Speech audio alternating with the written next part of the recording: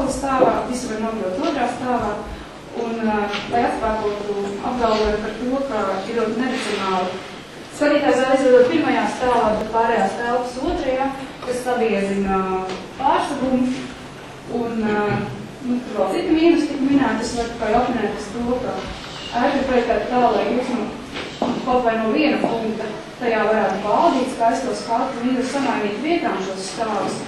Jūsu zāles grib atrastos tādu augstumā, ka jūs no šī līmeņa neredzētu ne estrādi, ne skaisto skatu pāritē, ne daudz sendleri, neko.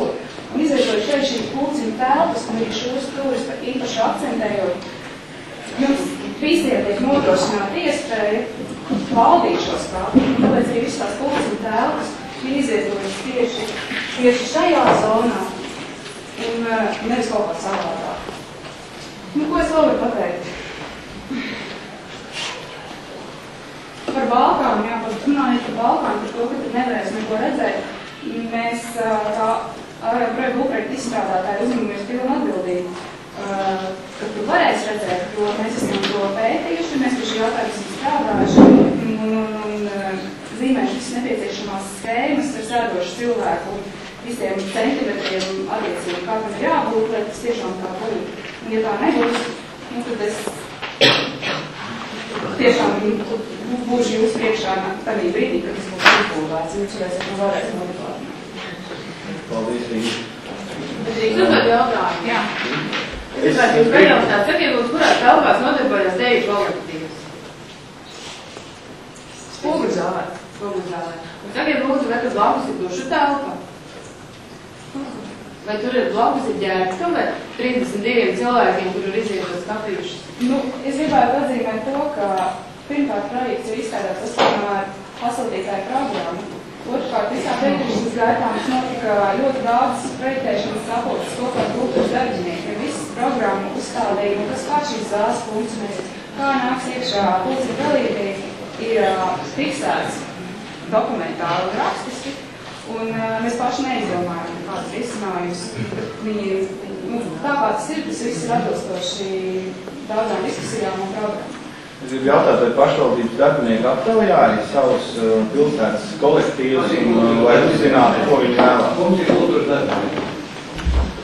Labdien! Es esmu Centu Čudari, strādāju Ikšķeles nojaru domē par kultūras darbu koordinātoru. Jāsaka, es esmu Ikšķeles domē 8 mēnešus, bet es tiku pieaicināta arī tad, kad tika spriest par šo projektu, kad vajag Ikšķelē tātad celt kultūras namu, un ne tikai ar mani tika apspriests šis jautājums, teiksim, par šo telpu funkcionalitāti, un tāpatās arī par skatuvi, bet arī ar ļoti daudziem citiem Ogres rajona kultūras darbiniekiem, Liepājas rajona kultūras darbiniekiem, Jelgavas rajona kultūras darbiniekiem, un tātad šis te optimālais variants, es saprotu, tika iedots arhitektiem kā uzdevums. Un es esmu tikai kultūras darbinieks, es esmu 28 gadus, es esmu dejotājs 40 gadus. Un es jums varu pateikt, ka ir ļoti labi, ka tie skapīši, bet, zināt, dejotāji neizmanto to skapīši. Un kā vēl izmanto, ja viņi ir? Bet ja mēs vecmodīgi kultūras namu lauku būvējam, nu tad, protams, bet vai tādēļ vai tērē tik liela nauda, tad jautājums? Nē, bet man ir jautājums par to, ka jūs teicāt, ka jūs esat apspriedusies ar Jelgavas, visu rajonu kultūras darbiniekiem. Kā tas nākas, ka šī pretreakcija, ja, un šī vēstule, kas tika izplatīta visiem masu mēdījiem, un daudzie paraksti, kas Ikšķelē ir savākti, ir tieši Ikšķelē dzīvojošu, nevis kultūras darbinieku, bet rakstnieku, mākslinieku, arhitektu viedoklis. Kā tas nākas, ja jūs visus aptaujājāt? Jo Ikšķelē dzīvo daudz rakstnieku, mākslinieku, arhitektu, profesionālu cilvēku, kam nav vienaldzīgi arī Ikšķeles nākotni, kas vēlas šo ainavu saglabāt, kas arī vēlas jaunu kultūras namu Ikšķelē. Kā tas nākas, ka visi viņi protestē, bet jūs aptaujājāt Jelgavas kultūras darbiniekus? Vēlreiz Tiksins kundze atkārtoja, ar mani konsultējās, un es arī savu tātad... Bet es, piemēram, pirmo reizi šodien redzu, ka jūs esat Ikšķilas kultūras daļas vadītāji, un arī Rolands Dobravenskis, Liāna Langa, un daudz mākslinieku un rakstnieku, kas Ikšķilē dzīvo. Es domāju, jūs vaigā nav redzējuši. Un tā nav viņa problēma, tā ir jūsu problēma. Nav kultūras dzīvē piedalījušies. Savās attiecībās. Pēdējā rītā. Es gribu arhitektūras students, Dāvis Gasls, man liekas mazliet dīvaini, jo cik es nojaušu, tad tiek vērtāts un recenzēts, analizēts tieši konkursa planšešu piedāvājums. Un praksa realitāte ir tāda, ka konkursā tiek iedots pirmais skats. Tas nav tāds. Vienkārši materiāls.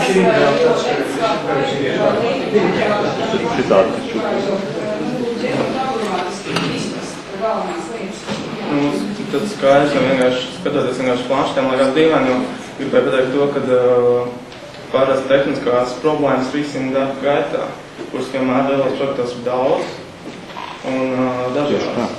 Pēc tādēļ tu uzreiz teikt, ka projekts ir slikts, ir ļoti muļķīgi, jo viņš parāda konceptu šādā līmenī, mēs redzam tikai konceptuālās schēmas. Es arī šo te materiālu to atsūtīju uz arhitektu savienību projekta autori, un tad, kad jau man bija gatava šī recenzija, lai projekta autori arī tās lietas zinātu, man vienkārši tā, nerunāt tās lietas. Bet jūs redzējāt Tad, kad es jau biju pamatīgi izpētījis visu šito te lietu, tajā brīdī man arī piezvanīja man tāds noslēgums kolēģis Laimoņš Šmits, un mēs esam daudz kopā strādājuši un projektu taisīšanu tā, un jautā, cik tā tu esi ticis ar šo te recenziju. Es teicu, es vakar viņu uzrakstīju un atsūtīju elektroniski uz arhitektu savienību. Tur nav nekāda konfidenciāla informācija. Un tad viņi informē, ka viņi ir arī ieguvuši tehnisko projektu. Es iepazinos ar tehnisko projektu. Man ļoti interesē, vai es tikai tu nes kaut ko, jo tā jūsu vēstuli jau bija, bet pēc tāds tur nav iespējams spriest. Konstatēju, ka tas tehniskais projekts principiāli neatšķirās nearko. Tur bišķiņ aplam grafiki lietots daudzos griezumos un tā tālāk. Šeit viņi ir uzskatām, ar to viņš atšķirās tas projekts. Protams, biezāks pārslēgums parādījies, ka zāles tā, lai viņš varētu būt. Es neesmu pabeidz to teikumu, ja?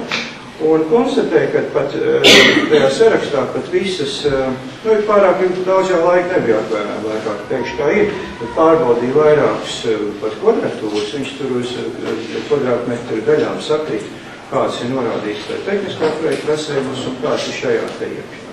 Tā kā te nav kaut kā tā, ka mēs runājam par vienu un tehniskais projekts ir kaut kas cits, viņš ir precīzi šīs pats. Jā, bet jūs redzējāt tehnisko projektu, es gribētu piezīmēt, jūs pamanījāt, ka akustisks projekts vēl nebija izstrādāts. Un tas, ka ir zālē plats un griezis, ir aplams apgalvojums, jo šobrīd Ikšķilas doma izstrādā akustisko projektu divām zālēm ar visām no tā izrietošajām sekām. Tas projekta, tehniskā projektā ir norādīts. Un to pamanu, es domāju, ka tāds apgalvojums par to, ka Varbūt tas šķiet par rēšā tehniskā projekta. Nevajag tagad. Mēs sāksim rūdēt patiesībā. Es gribu pateikt citu lietu. Paldies, Inga. Es saprotiet, pagaidiet drusciņi, jūtu pagaidiet. Es klausoties no malas jūtu to, ja Ikšķilas pašvaldība pasūta kultūras centru savā pilsētā, un viņiem ir ar saviem pilsētas iedzīvotājiem tāda plaisa, ka viņi pat nezina gandrīz gada garumā, kurš cilvēks pašvaldībā atbild par kultūras jautājumiem. Viņi nav viņu redzējuši. Tā kāda var būt diskusija par to, kas ir vajadzīgs ikšķiliešiem un tā tālāk. Vai kāpēc tādā gadījumā tas ir, kontekstā es varu teikt, ka vienmēr ir arhitektiem ļoti grūti strādāt, ja tie tik nopietnas programmas un funkcijas pasūtītājs ir inerts, jo viņam vajag ļoti līdzdarboties un attīstīt kopā ar arhitektu visu šīs vajadzības. Un pasūtītājs nav viņas varbūt apzinājis. Te nevar vainot arhitektu. Pasūtītājiem ir jāiesaistās. Viņš nevar vienkārši pateikt, uzprojektējiet man to un attiet malā. Vai jūs tajā situācijā, ka jūtāt, ka jūsos neviens neklausījās, kāpēc ka jūsu rindās ir arī arhitekti? Vai jūs vērsāties, meklējāt kontaktu ar projektētājiem? Mēs nemeklējām. Kāpēc? Jūs zināt faktu, vai viņi kontaktējās?